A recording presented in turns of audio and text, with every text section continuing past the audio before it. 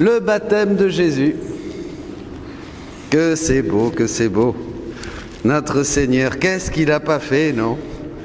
Il est là dans la foule.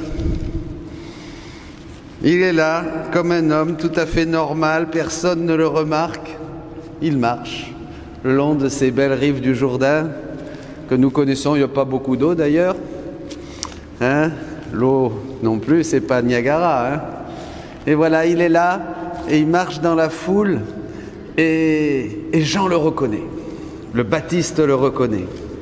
Il sent, il a comme dit l'Évangile, dans les visions de Maria Valtorta, il a un pressentiment, il sent que c'est le Christ. C'est extraordinaire. Vous voyez, évidemment, il était purifié par le désert, il était sanctifié par le jeûne, par la prière, donc il avait le discernement aiguisé, vous comprenez? Vous savez que quand on, comme dit le dicton qu'on connaît bien, un ventre trop plein n'est pas fait pour la prière.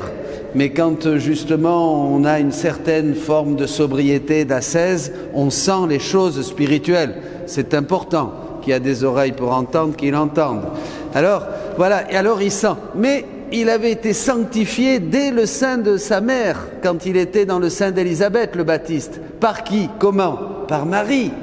Marie, la mère de Dieu, s'était approchée, avait salué Élisabeth, Élisabeth aussi, et l'enfant avait tressailli dans son sein. Vous vous rappelez? Dans le sein d'Élisabeth. Donc Marie, par la Vierge, la mère du Christ, la mère de Dieu, le Baptiste avait déjà été sanctifié, touché par l'Esprit, une première effusion du Saint-Esprit dans le sein de la Vierge Marie. C'est très important. Donc là, son cousin, évidemment, il va le reconnaître tout de suite, il va sentir. Il va sentir que c'est l'agneau, c'est la victime qui met fin à tous les sacrifices et qui commence quelque chose de nouveau. Jésus le dira, je suis venu, laisse faire, que tout soit fait en toute justice. Je veux ce baptême parce que je veux mettre fin à ce qui est ancien et commencer ce qui est nouveau. Je veux mettre fin à la loi ancienne et commencer la loi nouvelle, la loi de l'Esprit gravée non plus sur les tables de pierre mais sur la chair de nos cœurs, nous les enfants adoptifs, ceux qui vivent, comme disait la prière, dans la volonté de Dieu pour recevoir l'Esprit sans mesure, parce que l'Esprit vous dit à chacun, tu es mon fils, tu es ma fille bien-aimée, en toi je mets tout mon bonheur. Voilà ce que veut faire le Seigneur. Donc, ce que Jésus vit aujourd'hui, il le fait pour nous et il reçoit bien sûr cette mission et va commencer son ministère public. Son ministère public qui va être fait de miracles, de libération. Comme là, déjà, il y a un premier miracle. Le ciel s'ouvre, la voix du Père se fait entendre. Et Jean proclame l'agneau de Dieu. Alors donc, l'Esprit descend sur Jésus. C'est cet Esprit que nous recevons, nous, le jour du baptême. Hier, j'avais quelques jeunes pour la préparation à la confirmation et je leur expliquais que la confirmation, c'est ça. On est confirmé pour être témoin du Christ, pour parler de Jésus, pour porter aux autres la bonne nouvelle du salut. Il faut que cet Esprit Saint en nous se déploie et prenne de la force. Vous avez un enseignement sur l'onction qu'on a déjà donné, donc je ne vais pas recommencer. Mais c'est important aujourd'hui de voir deux temps. D'abord, l'Esprit descend sur nous le jour du baptême et se déploie un jour, s'active un jour et nous fait désirer vraiment le ciel. Jésus dit dans un passage qu'il touche l'esprit ceux qui désirent vraiment le ciel. Si vous ne désirez pas le ciel, vous n'aurez rien.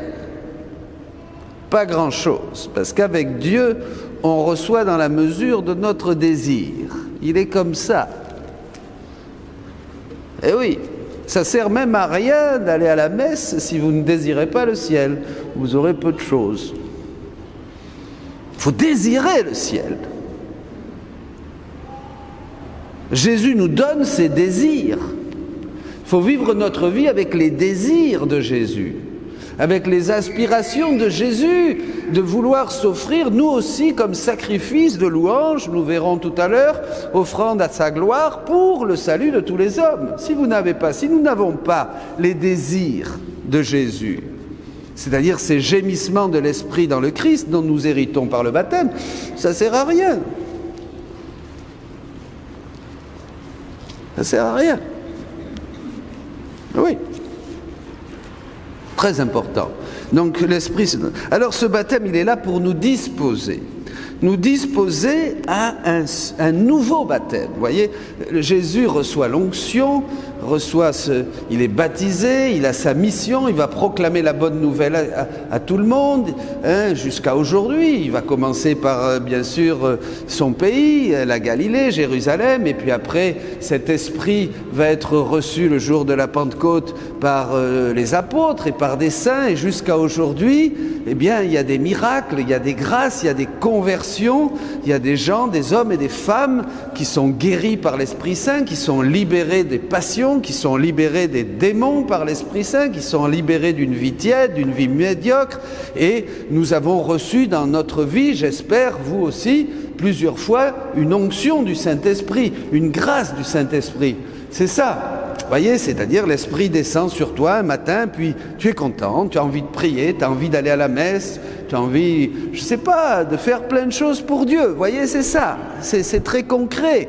On a envie de lire la Bible, on a envie d'aller se confesser, par exemple. Vous voyez, c'est ça. Il y a une onction, il y a une grâce, il y a une effusion du Saint-Esprit qui est sur nous. L'Esprit nous touche. L'Esprit nous touche et on a envie, comme Jésus, d'aller dire aux autres, vous savez, Jésus est vivant, Jésus est merveilleux, il a fait ça dans ma vie. Je reçois toutes les semaines, je reçois des lettres, des emails, des témoignages de gens qui sont touchés par le Saint-Esprit et dont la vie change. Voilà, c'est ça. C'est ça qui est beau. Donc, ça nous dispose. Vous voyez, la grâce du Saint-Esprit, l'onction du Saint-Esprit que nous recevons, eh bien, ça pourrit le joug de l'esclavage, dit la Bible dans Isaïe, je crois, le joug des passions, le joug du mauvais, ça brise tout ça, ça nous donne une nouvelle jeunesse. Une nouvelle jeunesse. La jeunesse que nous aurons éternellement dans le ciel avec Dieu. Voyez ? Mais ici-bas, ça nous dispose. Alors, ça nous dispose à quoi ?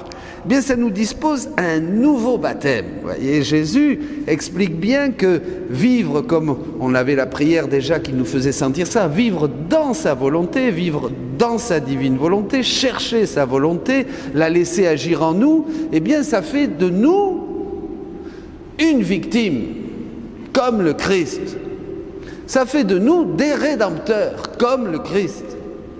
Ça fait de nous des êtres qui vont reproduire la vie de Jésus. Vous voyez, il n'y a pas Jésus et puis nous ici, là, comme on peut. Non, on est tous faits pour devenir comme Jésus. C'est ça qu'on n'a pas compris. Et ce qu'a fait l'Esprit Saint dans la rédemption jusqu'à maintenant, en fait, c'est pour nous conduire à un nouveau baptême.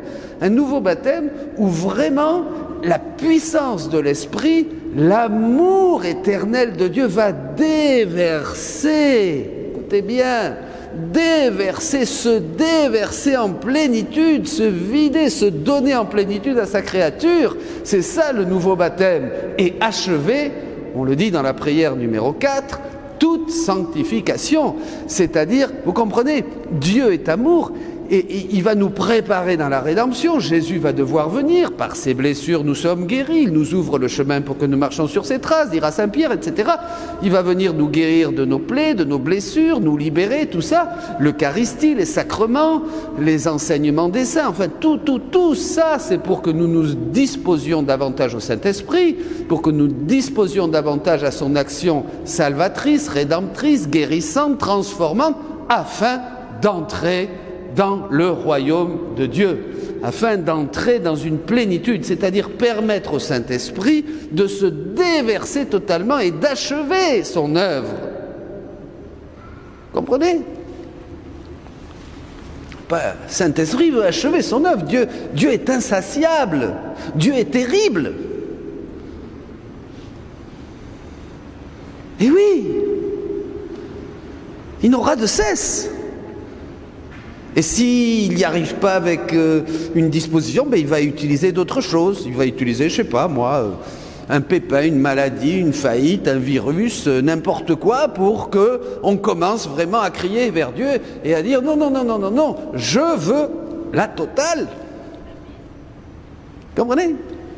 Oui, parce que Dieu est pressé, il sait qu'on n'a que cette vie pour faire des actes libres. Il veut qu'on dise oui.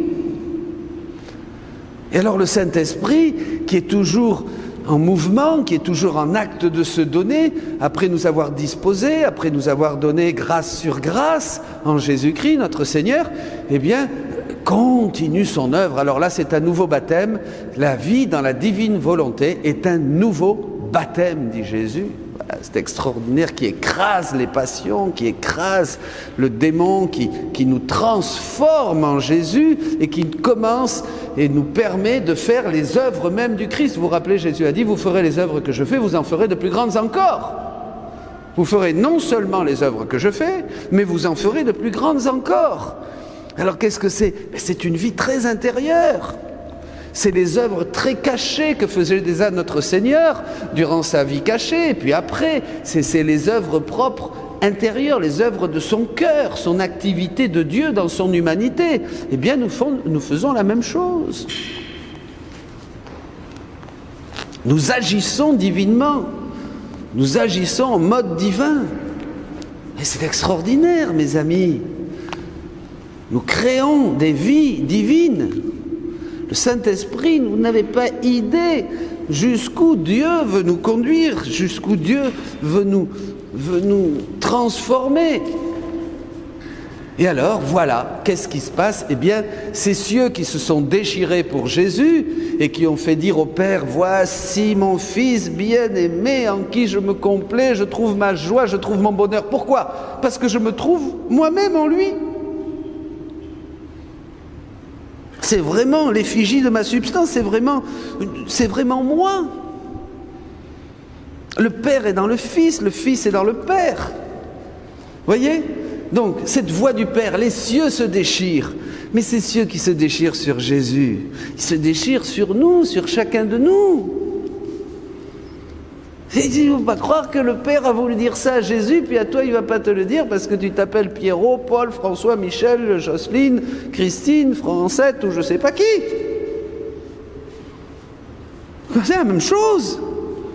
Le Père veut dire, mais elle, lui, elle, je trouve tout mon bonheur. Parce que ça y est, mon Esprit Saint a pu réaliser la plénitude de son œuvre en lui. En toi, en moi. Je me suis complètement déversé, je me trouve en lui, je trouve mon bonheur parce que je me trouve moi-même. Comprenez? Après le temps de guérison de la rédemption, eh bien Dieu veut se trouver pleinement en chacun de nous. Et c'est ça l'œuvre du Saint-Esprit. C'est ça l'achèvement de cette sanctification. C'est extraordinaire. Et c'est ça. Et alors comment? Eh bien, mes amis, dès maintenant, levez la tête, regardez les choses du ciel, cherchez les choses du ciel, dira l'apôtre Paul, parce que le ciel est ouvert. Le ciel est ouvert aujourd'hui. On ne vous l'a pas dit, mais le ciel est ouvert. Il suffit de lire, il suffit de voir, il suffit de regarder, il suffit d'accueillir. C'est extraordinaire, c'est simple. Pas se compliquer la tête. Je ne sais pas pourquoi tous les gens ne lisent pas la parole de Dieu, ne lisent pas, ne se plongent pas dans les écrits du livre du ciel. Je ne comprends pas. Je ne comprends pas pourquoi on ne passe pas son temps à ça. Il n'y a que du bonheur. Il n'y a que du bonheur. L'achèvement de toute sanctification, l'œuvre de l'Esprit. Bien, allez-y, mais regardez ce ciel qui est déjà, vous savez, dit regardez le ciel, mais moi je suis très terre à terre. Je dis regardez le soleil. Ce matin quand j'ai ouvert mes volets et que j'ai vu le ciel et qui commençait à pointer tout bleu, je dis que c'est beau. J'ai respiré cet air froid là à ma fenêtre. Oh que c'est bon Seigneur. Je me suis dit tu es dans l'air que je respire. Tu respires, c'est Dieu, l'air c'est Dieu qui respire en nous. Tout on est plongé. Regardez ici où vous êtes. Tout est divin. Seulement on a un voile sur les yeux, on ne voit rien. Vous vous rendez compte? Mais tout est divin. Dieu est obligé de se cacher pour ne pas nous faire peur.